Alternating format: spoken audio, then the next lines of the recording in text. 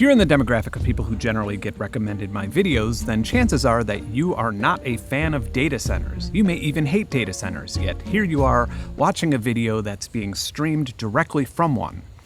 And here I am, making a video showing you my research and evidence uncovering a completely new way that data centers are harming people's health. And then I'll be uploading this video to a data center. But unless this is what you're watching while you pack a bag to live the rest of your life as a hunter and gatherer, the hypocrisy in our relationship with data centers is unavoidable for the foreseeable future. Over the last few years, while traveling literally tens of thousands of miles by land to explore and record sounds outside of our human range of hearing, I started to notice some troubling correlation. Their daughter was 6 years old. She started having seizures, walked away from their home here, took out a second mortgage. In this video, we're going to be traveling all across the country collecting infrasound noise pollution recordings from data centers. And then we're going to conduct a double-blind research study that exposes over 100 unknowing human participants to those same frequencies to see how it makes them feel. Spoiler alert, the results are terrifying. And along the way, we might as well take an objective, practical deep dive into how and why the explosion of data centers are so problematic. And we're even going to covertly fly drones over some of the most controversial ones to see how badly they're breaking environmental regulations. Let's go.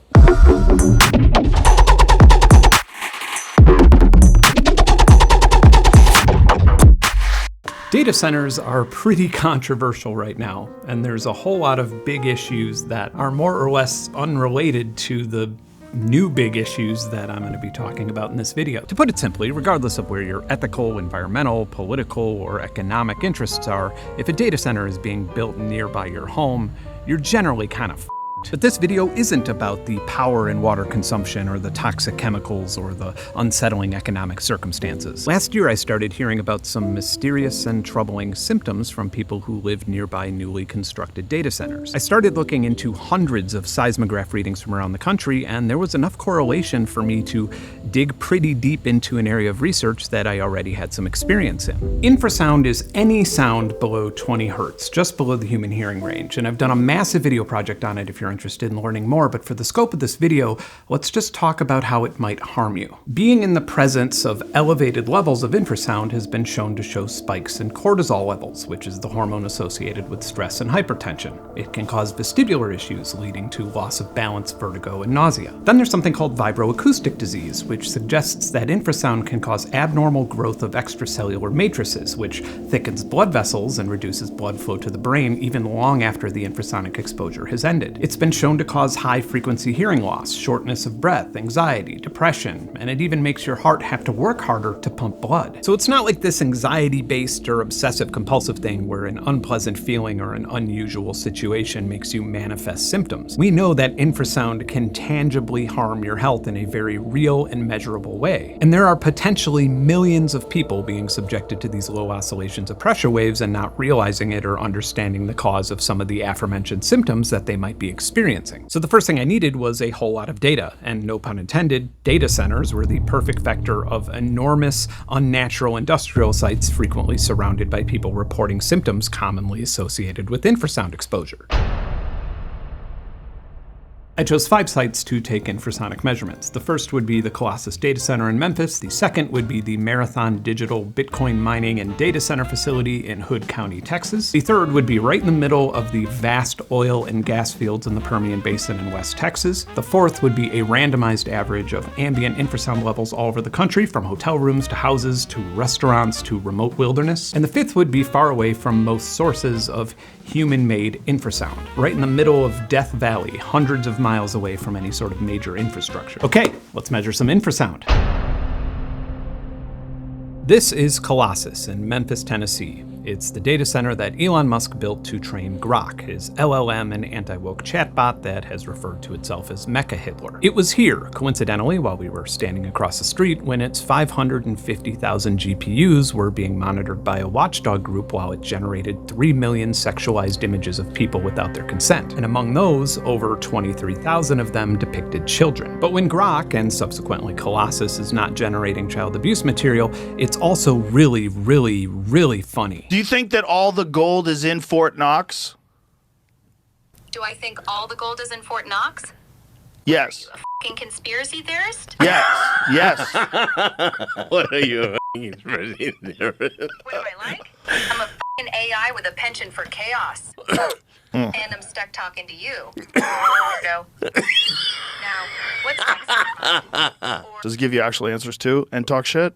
Or is it mostly just talk shit? We're tuning it. As you can imagine, supplying this type of vital resource to society uses a whole lot of electricity. The city of Memphis, Tennessee can support about 3,500 megawatts, and this facility uses about 13% of that. But right now, it's actually only drawing about 5% from the local power grid and illegally offsetting the rest of it with methane gas turbines. I sent a drone over the Colossus facility to get a better look and then to share the footage with journalists and regulators. These methane turbines that you see emit nitrogen oxides, carbon monoxide, sulfur oxides, and volatile organic compounds into the air. And the health effects of these chemicals aren't like some sort of exaggerated woke controversy. Compounds like nitrogen oxide have long been proven to directly cause a wide range of respiratory and cardiovascular diseases. They're commonly regulated or even banned in developing countries. For example, in 2019, India fined Volkswagen the equivalent of $71 million USD for hiding nitrogen oxide in their emissions tests. But here, in the predominantly black residential neighborhood of Boxtown, nitrous oxide flows freely, and I can tell you from having the unfortunate experience of spending an afternoon there, even half a mile away from the facility, it is literally difficult to breathe. This place smells so f***ing bad. It's a mixture of like natural gas, what I can only assume is chemical runoff, and then like, I don't know, manure? It gets worse. Colossus is strategically built next to the Mississippi River and uses an estimate of 1 million gallons of water per day, with the vast majority of it being turned into steam rather than returning to the area's water table. And it's growing rapidly. Elon Musk, never wanting to turn down that cringe knob, has named the new expansion to the facility Macro Hard. But if all goes to plan, the data center will use 1.5 gigawatts of power. That's 50% of Memphis's total peak power capacity. And of course, the cost for this infrastructure will be subsidized by the same people breathing in the nitrogen oxide. I could spend the rest of the day talking about the absurdity of this structure, but I was there for the infrasound, and I found a whole bunch of it. My first data sample comes from just across the street, about 300 feet away from the largest of the Colossus buildings. The audible noise pollution was about as bad as the air pollution and scenery was. I'm going to show you what this looks like in a way that's pretty easy to digest, and we don't need seismology software or anything like that. I'm amplifying this by a little bit so we could see a little bit more down here in the spectrum, and to give you an idea of how loud the data center is, this is a car door slamming very close to the microphone. So this that I'm selecting here is about the extent of what a human being can hear in the audio spectrum. And so all of these whines and general industrial noises are hanging out around negative 30 dB in this recording. And so like the lowest of rumbles is peaking out at like negative 28. And then if we go down to infrasound, the infrasound that you can't hear is like 10 decibels louder than that. Another sample I took was from a park near an elementary school in a residential area about a mile away. This in particular is a great example of how higher frequency sounds are dampened by distance much more than lower frequency or infrasonic ones. This video is playing through a sound system with subwoofers, or even if you're wearing some good headphones, you will very quickly realize how frankly uninhabitable this noise makes the entire neighborhood. This rumbling is no good and would make your life utterly miserable. And then this rumble down here is happening at an amplitude that's loud enough to shake the frame of your house. So humans can't hear this, but look how loud that is. It's actually almost peaking the recording, and I gave this microphone a whole lot of headroom. Okay, so I'm going to delete everything above 20 hertz here, so all audible frequencies. And now we're only left with the infrasound. Now I'm going to interpret the sample rate 4 times faster, and then I'm going to make it even 4 times faster than that. This way, all of those infrasonic frequencies will be audible to you.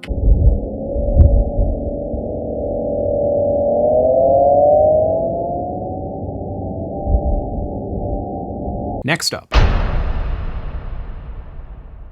When looking at data through the lens of research, when reading through hundreds of public reports of types of pollution per capita, you have to consider bias. For example, if you built an oil refinery near the high number of environmentalists living in Berkeley, California, you'd probably have a lot more air quality complaints per 100,000 people than you would if you built one in Oklahoma City, which is famous for its go-kart races. And from a data perspective, that's what makes this particular region of Texas so unique. Being on the Barnett Shale, this region is supported by a solid solid backbone of fossil fuel and energy production, and their voting record is as reliably red as one can imagine. There are currently 174 oil and gas companies with operations in Hood County alone, and I'd imagine that criticizing this industry in one of the local bars might be a good way to get a free tour of one of the local emergency healthcare facilities. Well, it wouldn't be free. So when a whole lot of people in this particular region are complaining about data center noise pollution, you know it's not likely to be hyperbole. Over the last 18 months or so, I had read a lot of articles about a noise coming from a data center that mines Bitcoin, but it seemed like it was a lot more than just a nuisance. While the noise pollution is described as a 70 to 90 decibel jet engine-like sound, a large number of reports cite symptoms ranging from vertigo to pulmonary embolisms to heart palpitations. This turned into multiple civil suits, and the company built walls to try and dampen the sound, but it resolved little to nothing for those living nearby. There are even a number of reports of plants and animals suffering from health effects that are closely correlated with the mine's operations. Sustained audible noise pollution can be a blight on any living thing nearby, but a lot of these symptoms don't line up with the symptoms of just noise pollution exposure. What they do line up with is some of the known symptoms of infrasound exposure. I initially came to Granbury, Texas with the intention of not speaking to anyone in the city. I didn't want pesky things like empathy or local politics clouding my research, but merely mentioning noise pollution to my friend in a gas station immediately drew a small crowd, and it was as if every new customer that walked in overheard the conversation and then had something new to contribute to it. And this whole situation is actually a wild series of events that involves lawsuits, corruption, neglect, debilitating health issues, but I went there for one thing, and one thing only: infrasound samples. And boy, that Bitcoin mine did not disappoint. I visited a residence about maybe 3/4 of a mile away from the Bitcoin mine on 2 different occasions, and this is the first. And we could see a whole bunch of weird, audible drones and sustained noises, like a little choir of crypto bullshit. Now, of course, let's go down to those lower frequencies and, oh, that's brutal. It's almost as if the worst of it's like right here at 30 hertz, which is too low to really hear. You just feel it. Sped up a whole bunch. It sounds like you're next to a plane that's about to take off, but all of these frequencies are actually below your range of hearing. I didn't look at the data until a few weeks after taking the samples and leaving the region, and the infrasound in this area was so unordinary and extreme that I decided to go back and do everything again and rule out something like a low-level earthquake or an equipment malfunction. This is from the exact same property about 2 weeks later, and I got a nice long ambient sample here. Keep in mind that this property is literally a nice secluded farm, and this noise absolutely destroys the atmosphere.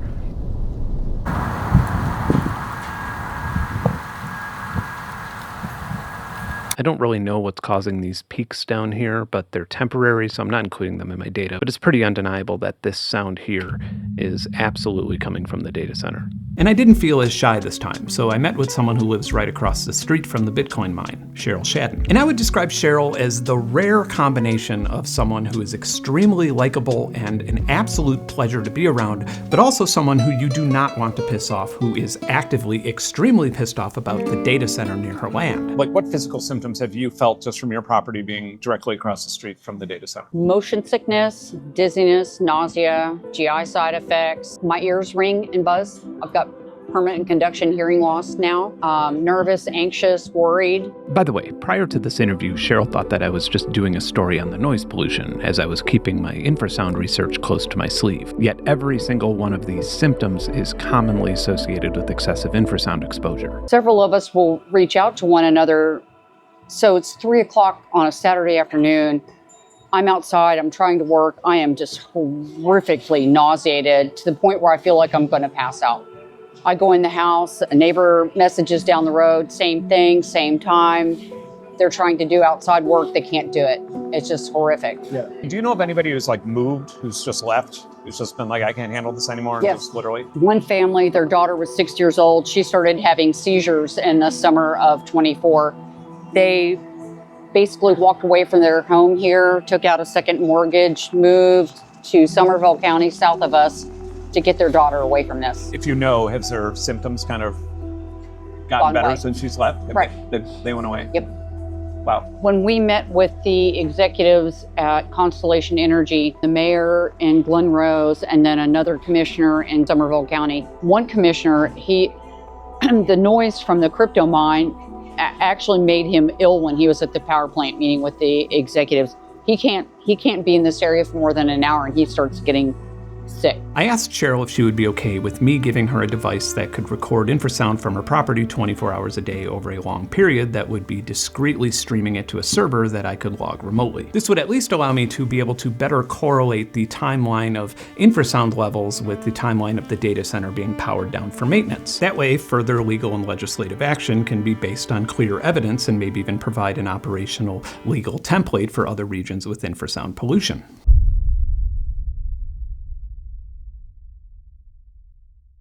For many of you watching or listening to me, a whole lot of energy required to host, stream, and play back this video came from right here, the Permian Basin spanning from northwest Texas to eastern New Mexico. This area is where over 40% of the oil produced in the entire United States comes from, and it accounts for over 6 million barrels of crude oil per day. And this is also the extraction point for 15% of America's natural gas. And as you would obviously expect, it's an environmental nightmare. The natural gas output is so high that it gets bottlenecked by the pipelines. Because of this, many of the operators resort to flaring, or just burning the fuel at the fracking site. Many operators also just vent the methane directly into the open air. The good news is that this area is pretty empty by design. It has a very low population density. And when you do find some residential areas near the oil fields, they're typically temporary or modular housing units limited to housing oil workers. I am here because it's quite possibly the most infrasonically active place on the continent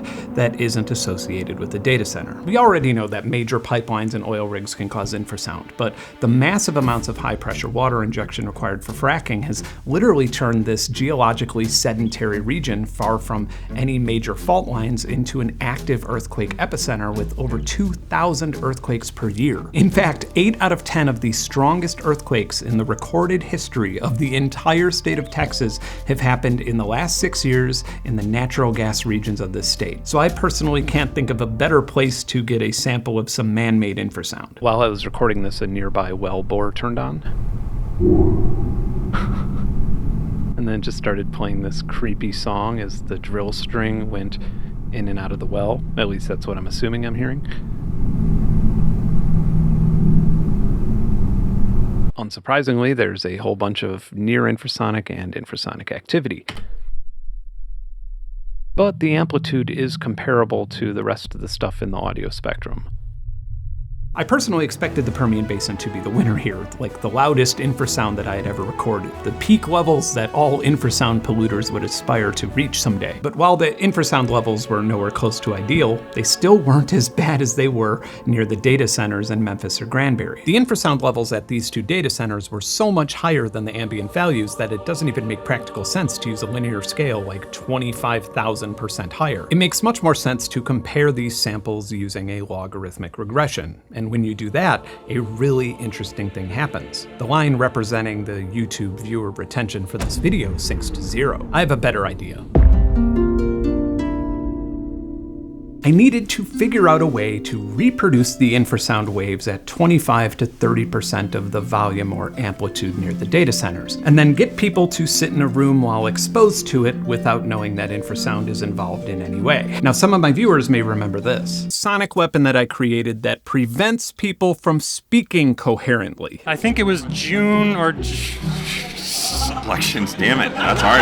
Are you where... Unless your wallet contains a CIA badge, the only place in the world where you could get away with testing sonic weapons on people is a deeply nerdy synthesizer convention. And the coolest and nerdiest one, in my opinion, is in downtown Los Angeles, organized by the company that makes the most deeply nerdy synthesizers, Buchla. I proposed a very weird idea to the organizers of Buchla and Friends, and after promising to come equipped with a whole lot of liability insurance, they were open-minded and let me rent out a booth and an entire enclosed room where I could have a team pull people in from the convention for a unique experiment, have them agree to some waivers, and then help me get the data I so desperately needed. I had an insulated room with 5 chairs, 5 pairs of headphones, and an oil painting of some owls. I had 5 people per research group, and for every single one of those research groups, I improvised a new story of why the owl painting was known to be haunted. It comes from early 90s Japan, comes from the late 1970s, late 1980s, when the Soviet Union collapsed, like the 40s and 50s after the Second World War, North Dakota. This not only kept me entertained and socially challenged throughout the weekend, but it also randomized a bias variable in the data. Then I told them that the audio recording that they would be listening to was known to be haunted. I had them sit in this enclosed room while studying the painting and listening to the music for 3 minutes while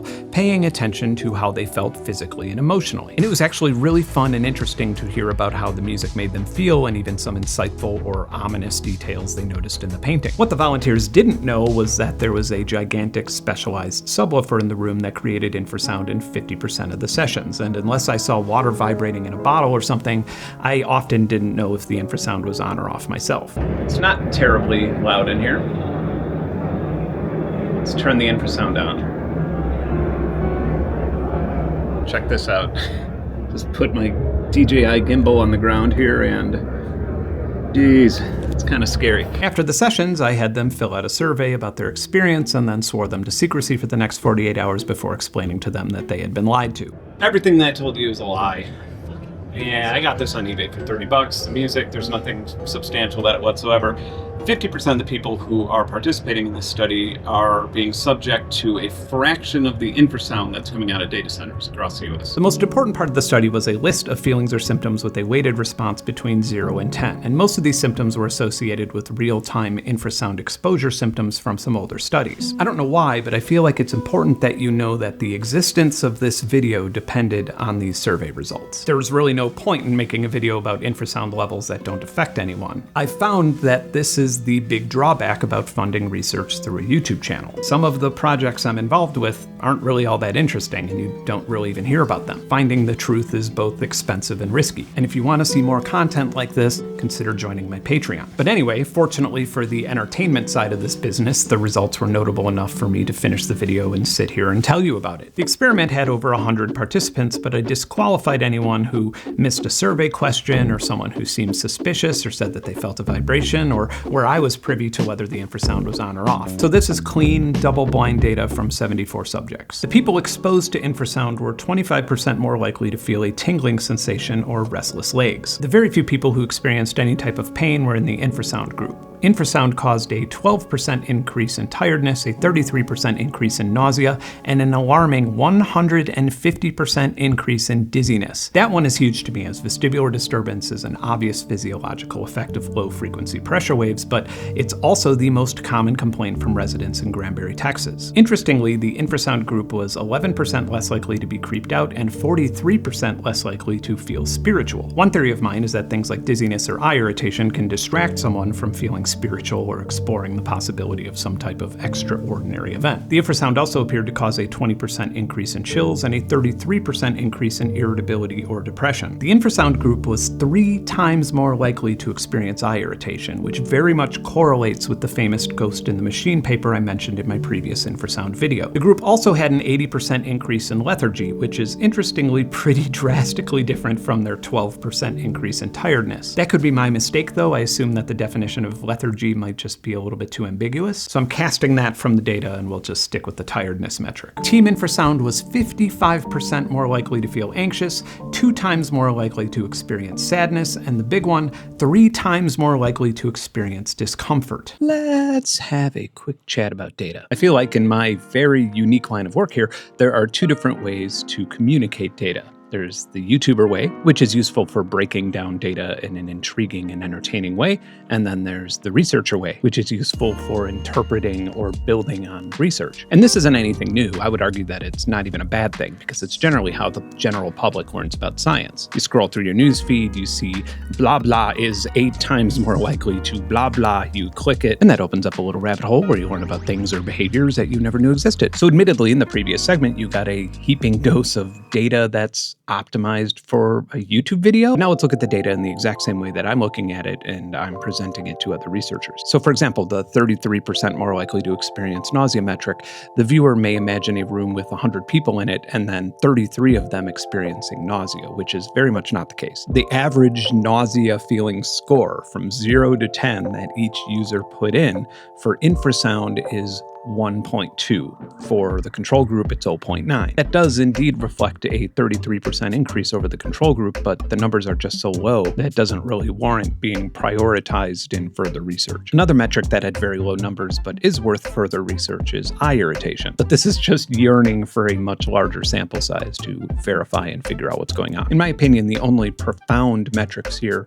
are the spiritual one, with the control group score averaging 4.2 and the infrasound one averaging 2.4. Then dizziness, with the infrasound group averaging a score of 3 and the control group averaging a score of 1.2. And by far the most profound metric of all, and if this gets further research, this is the metric that will probably be the focus of it. The average score in the control group for discomfort was 1.2. The average score for discomfort in the infrasound group was 4.8. When reviewing that data, it's hard for even the most skeptical person to come to any other conclusion than the presence of elevated levels of infrasound is likely to lower your quality of life. I could probably spend the next hour criticizing my own research and rattling off ways that it could be improved, but a sample size of 74 people in a double-blind pilot study is exactly what's needed to get funding for further research, which could improve the research conditions, increase the sample size, and test for different frequencies. What this research really needs is something that most research lacks: repeatability. I currently have 3 different ways of capturing infrasound, each with their own advantages and disadvantages. The first is a special measurement microphone that has a flat frequency response that goes down to 9 Hertz, but it captures all the way down to 3 Hertz. So it's very convenient. It operates just like a microphone, and the only thing it requires is a lot of wind protection. Now, if we want full spectrum infrasonic readings with no fall off, or if we want scientific grade accuracy, or if we want to record below 3 Hertz, we need to leave the microphone world and use high-speed vibration detectors. One of these that is relatively affordable and accurate is the Raspberry Shake 3D system, but it does require a whole lot of setup, but it can record indefinitely. The other is a small vibration sensor and accelerometer that's traditionally used to detect abnormalities and predict safety problems in large lithium batteries. It's tiny, it's portable, it looks cheap, it is expensive. If we want to treat the data from the Raspberry Shake or the vibration meter like a playable audio file, we need to convert the data into pascals. I used to excruciatingly do this in Microsoft Excel, but now I've made a Python program that can do this with hundreds of files at a time. I'll put it on my GitHub. The majority of the motivation from this project comes from the literally thousands of messages, emails, and comments that I've received over the years from people seeking help or some form of relief from low-frequency noise like the hum or infrasound. And the ultimate lofty goal is for regulators, legislators, or even architects to start taking the environmental effects of sound into consideration when approving or designing a new data center or a new factory or infrastructure component or even a residential building or an office. Prior to this experiment, I feel like we have seen more than enough data to make infrasound monitoring and regulation just as important as air or water quality, especially when you look at the studies pertaining to the cardiovascular effects. It's a very real environmental hazard that has been poorly understood and grossly understudied. And while I suspect that having a universally recognized safety threshold for infrasound might be an overly optimistic goal with a government that can't even enforce their own rules with Elon Musk's methane turbines, it can go a long way in both existing and future lawsuits that seek remediation from problematic noise issues caused by data centers and infrastructure that is actively decreasing both the quality of life and health for those with the misfortune of living near them. I've already been in touch with peers to review and formalize this data, if not expand on it, but in the meantime, there are over 3,000 new data centers that are planned or already under construction in the US alone. And right now is the time to have your local community and legislators set a standard for what is acceptable levels of power use, water use, air pollution, and noise and infrasound pollution. If you have a data center being built nearby your residence and the infrasound research in this video scares the shit out of you, now would be a great time to set up something like a Raspberry Shake and start storing a daily log of seismic and infrasonic activity. Because the vast majority of the responses to complaints and lawsuits is that there is no way of proving whether the infrasound wasn't already present before construction. And even if your legislators have failed you and have no motivation to help your community, you can bet that class action attorneys certainly do. And once again, if you want to help make more research and content like this possible, or join an amazing community, or have access to a pool of music samples and field recordings and a whole bunch more, then my Patreon is for you, and you can join for as little as $1. Thanks for watching. Keep creating. Bye.